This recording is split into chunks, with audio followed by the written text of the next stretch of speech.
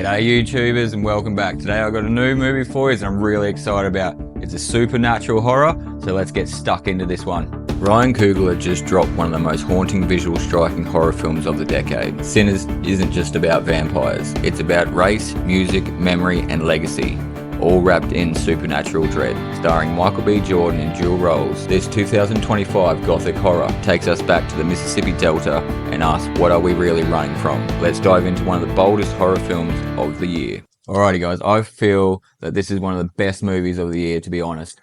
I was really excited about when I got to see the trailers when they first came out. Couldn't really, wrap my mind out of what, specifically it was going to be. But, it wasn't going to be cultural, political, or, supernatural horror, which it ended up being, which was really awesome to see. Ryan Coogler did an awesome job on this movie. Michael B. Jordan did an awesome job, especially playing two roles in this movie.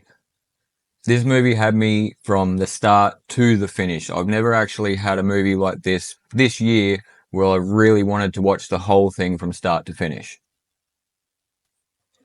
Now, the story pretty much starts off, it's 1932, and we're in the Mississippi Delta, and we're following two twin brothers, Stack and Smoke, who are played by Michael B. Jordan, and they're coming back from Chicago after being gangsters, and they've been in the war, and they possibly have some money that they might have acquired from the mob, maybe stolen, so what they're thinking is they're going to go home and start their own little jukebox place up, sort of like a pub. Now, of course you think, alright, well, first off the bat, the mob's going to come and get them and try and take their money back. That's what I thought. But then it ends up being something way different that comes and tries to take them out. It ends up being vampires. And the first time you actually get to see this vampire creature, he's actually being hunted by Native Americans. And it was very interesting to see that they were the ones that were hunting him. He was during the day, which was pretty cool to see. I thought vampires could only come out at night, but he was during the day. And he gets to a certain house, the bad guy vampire, gets led inside, and then all hell breaks loose because the Indians try and come and grab him, but end up that they can't. Sun starts going down, so they leave, and that's when, the vampire really comes out of his shell and shows off who he is. So as well, back to Smoke and Stack, of course, Michael B. Jordan's character. Well, they're, of course, opening their pub, and also they need people to play music in their pub too. So they're going to, get some blues players, which includes one of their old friends and their cousin Sammy, who happens to be one of the main characters in this movie. Now, after Smoke and Stack pick up these people, pick up a lot of other people because they need supplies, they need food, they've already got alcohol, because I'm pretty sure it's in Prohibition area where they're not supposed to have it, but they're trying to make a lot of money and, start good lives for themselves, trying to turn a new leaf. Just quickly, guys, I'd like to thank all my old subscribers for liking and watching my videos, and anyone that's new that's watching, don't forget to like and subscribe. And if you have anything you want to chat about, leave it down in the comments. Let's continue on with this review, guys. So Smoke and Stack acquire their shed and start setting up for the night. They're going to have a mad party for their opening night. Now, of course, they're really excited for the opening night. Lots of jumping, lots of music, everything's going crazy. But what they didn't expect to attract was the vampires. And I've got to admit, the first time you actually see those vampires rock up at the party, it's one of the creepiest interactions I've ever seen. And it even creeped me out a little bit. I wouldn't have wanted to let them in anyway. And it seems like these vampires almost go by the old law of they actually have to be invited in to be able to, attack you. But if you came out of the shed, they'd get you. But if you're inside the shed, they can't get you. And of course, after that, a lot of mishaps happen. People go outside, start disappearing. Even one of them actually gets inside because she got invited in accidentally because she was actually a member of the party that went outside and, of course, got bitten and comes inside, and that's when realistically all hell breaks loose and everyone starts finding out what's actually happening and they're actual vampires. We're gonna kill every last one of you. Michael B. Jordan delivers a career-defining performance as both Smoke and Stack, portraying the stoic, guilt-ridden older brother and the idealistic, torn younger one. Their chemistry impossibly good, and considering it's the same actor, that's pretty cool to see. Wanami Masaka brings fire and soul to Annie, the Hoodoo practicing wife who refuses to let her beliefs be dismissed. Meanwhile, Haley Steinfeld's Mary is seductive and tragic, a woman caught between two worlds, both literally and racially. The real emotional anchor is Miles Canton as Sammy, the blues playing cousin. His journey from naive dreamer to soul-haunted survivor ties every theme together. And as well, Delroy Lindo. That man could play piano in a graveyard and raise the dead. Now, I feel the attention to detail in this movie was insane. Like, it actually made you feel like you were in 1932, the Mississippi Delta. Like, the cars, the shops, the clothes, even how the actors portrayed themselves was perfect. It really made you feel like you're in that time. And I think Ryan Coogler did really well with this movie. Like, it was amazing.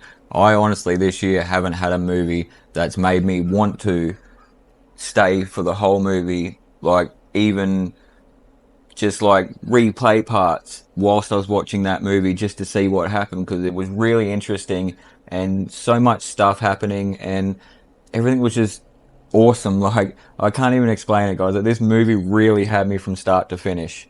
And like I always like to say, movies these days really have been embracing a lot of the old school music, and it's really beautiful to see. Like, the blues music that's played in this movie is insane. It really had me even tapping my feet. And there was one scene particularly when Sammy first starts playing his guitar, and it actually starts like, it was almost like a bit of a trip out, because all these other people started popping up from different cultures and timelines that was playing music as well. And it was very interesting to see how they incorporated that all into one scene.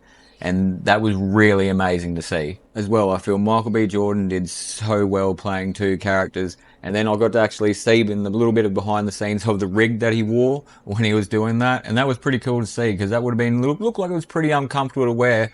But to be able to create twins out of one character is, again, pretty cool, because we just seen that in the Osgood Perkins movie, The Monkey. This isn't just Twilight either. Like, these vampires in this movie are very symbolic and, like, very evil and nasty. They don't even have, like, the two singular teeth. They've actually got, like, all their teeth are sharpened, their eyes go red, and they're Irish vampires, which is pretty funny. And the lead vampire, he seems like he's been around for a while, because when he hands out some gold that he has, it seems like it's pretty old. It almost looked like, pirate treasure. And as well, it's got one of the best endings to a movie I've seen this year, or probably by far.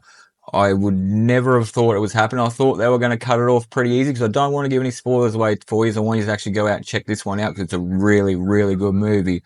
But I feel this had the best ending of any movie that I've seen this year, especially for a horror movie.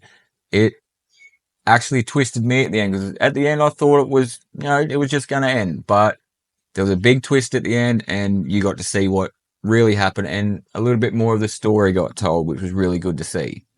Like, wow. This movie had me definitely, guys, from start to finish. All right, let's have a quick chat about a couple of scenes that I really loved from this movie. One of the first ones that I seen was after Smoke, because they're twins, Stack and Smoke is the more aggressive out of the two. He gets a truck that's loaded up with booze, goes into town and starts negotiating with one of his friends about food and services for his jukebox place that he wants to open. And while he's in the shop, someone comes up to the back of his truck and starts to obviously try to steal some stuff from it. He sees it, gets word of it, and then next thing you know, he walks straight up to a old fella and shoots him straight in the ass. And I thought that was rather hilarious, because as soon as he gets shot in the ass, old mate turns around aggressive, sees who it is, and then pretty much balks up and apologizes straight away. And then even more funnier, he had a friend with him who was just standing behind him, not really doing anything. And Smoke goes to him, "Who's that?" And he goes, "Oh, this is my friend. I've just met him. Rah, rah, rah. It's all good." Smoke goes, "Where's he from?" He tells him where he's from. And once he finds out where he's from, poof, he shoots poor old fella in the knee as well. But gotta love him for it, because at least he did the good thing and gave them cash for their injuries. Because in the end, yeah, he may be a bit of a gangster, but he is a bit of a nice soul at heart. And then another scene would be when they go to pick up one of their friends called Cornbread. And originally he doesn't want to come work with them. He's a big fella, probably can hold his own, scrap a little bit, but he doesn't want to come work. He's got a wife, she's pregnant, all this. He's just trying to be a really nice guy. So what Stack decides to do, he's going to get out of the car and antagonize him into trying to get him into a bit of a fight and manipulate him in a way where if he can show him how much cash he's going to earn, his wife is actually going to let him go, which, funny enough, actually happens. So it seems like, yeah, Smoke may be the aggressor, but Stack is the master manipulator. which is really cool to see. And it was just a funny joke because they were just friends, and it ends up the Cornbread is the bouncer for the front door. And then, yeah, the first scene where you get to see the vampires was really creepy because the original vampire breaks into a house, gets 2 more people, and that's how he starts up his little group. And he hears the music that Sammy's playing and rocks up at the place. And it's really creepy when they first rock up. They've got their own instruments. They start playing music for him, but it's not the same style of music that these people want blues music. They want some deep South music. And what the vampires are playing are a bit more Irishy and poppy and not really what they liked. But it was just the interaction that the vampires had with the people. It was really creepy, really weird. And yeah, even when they were walking away, it's like, okay, we're just going to walk away slowly in case you change your minds. And then they just end up going and sitting on a log outside and playing music until they get noticed. Wow. Now, it was just creepy for me to see. And that was the first real experience that Smoke and Stack had with the vampires. Before they even realized they were vampires, they just thought they were creepy white people realistically. As well, it was really cool to see, you got to see some of like Hoodoo, Voodoo stuff that they were doing, which is really interesting because, you know, I don't really know much about that myself, but it was pretty cool to see because it seemed that in one point of the movie when Smoke was just about to get bitten by a vampire, something that he was wearing that his partner made for him because she does all the Hoodoo, Voodoo stuff actually stopped him from getting bitten, which was really cool to see. Like, it was very interesting, and I might need to look more up into that to see what it's all about. And then you got to see one of the cool scenes was another manipulation scene, but it was done by the vampires this time. There was a lady in there and her husband went out to get the car, and of course he disappeared and becomes one of the vampires. Well, next thing you know, he's back, tries to get his wife to come out, she won't come out. So the lead vampire comes up and explains to the lady that he knows all her husband's thoughts and everything like that. And they know that she has a daughter back at the shop that they're going to go back and get unless she comes out or invites them in so they can start attacking everyone. Well, this lady doesn't really take kindly to that, and it was pretty cool. She goes back inside, starts setting up, going crazy, and then even says the bad thing and calls out to him, come in, you motherfucker! And next thing you know, the doors fly open, and it's a battle with the vampires and the humans. And that was really cool to see because the humans they've got their stakes, they've got Molotovs, and that lady actually went out and killed her own husband. It was pretty cool. She like Molotoved him, jumped on him, and then staked him, and then pretty much burnt alive with him. But the intensity from that lady, like, you ain't touching my kid, was really cool to see. Bit of mama bear rage. And, well, you know, after the mama bear rage, of course, the vampires are still coming in, and that's when everything still starts going really bad, and people really start dying, and it ends up only being Sammy and Smoke left. And pretty much Smoke sacrifices himself for Sammy and saves him in the end, and it was a really cool battle scene to see. And then even that was really cool was when they actually killed the lead vampire. See, I'm not too sure how far on the lore that they went on this one, but when they killed the lead vampire, yeah, he burnt up and disappeared, but he didn't actually kill all the vampires that was around. That's a little spoiler that you need to watch to the end to get to see that bad boy. So, yeah, I'm not too sure about the lore on that one because I thought the original lore was when a head vampire got killed, the lead, the original one, every other vampire underneath him died as well. But it didn't seem to happen in this one. And then the final scene that really got me, that was pretty epic, was the last battle. Now, it wasn't even a battle between the vampires and the humans. It ended up being that the fella that actually sold Smoke and Stack, the place that they were using as a pub or jukebox place, as they like to call it, was actually a member of the KKK and had planned to come back and kill everyone in the barn once he had sold it. And they ended up finding out about that from the lead vampire during all the battles and stuff, and Smoke remembered that. And by the end of it, he was the only one left, and he sort of knew that that fella was coming back to try and kill them all, so he set up an ambush and pretty much took out every single fella there, even died himself, but got into heaven and got to see his wife and kid. But the final act he did before he went was that KKK fella was sitting right in front of him and begging for his life. And I gotta love it, Smoke pulled up his Thompson and just obliterated his body, which was really awesome to see. Probably not everyone's cup of tea, but I thought that was really cool that he didn't just let him, crawl away and live. He actually obliterated him and made sure he was dead. Sinners is bold, bloody, and deeply moving. Ryan Coogler took the horror genre and bent it into something personal, political, and profound. This isn't just a vampire film. It's a requiem for Black South and a love letter to the blues, and a reckoning with ghosts we all carry. It's easily one of the best horror films of 2025. Again, guys, we've come to the end of it. Thank you for watching my video, and also, what did you think of Sinners? Have you actually seen Sinners?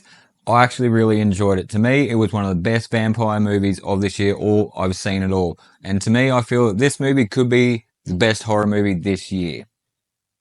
Now, thank you to all my old subscribers for liking and watching, and anyone new that's watching, don't forget to like and subscribe, and leave anything you want to chat about down in the comments, or any hints and tips about upgrading my videos. Whack it down in the comments. I'll take all your advice. Now, as usual, guys, thank you for watching, and I'll catch you on the next one.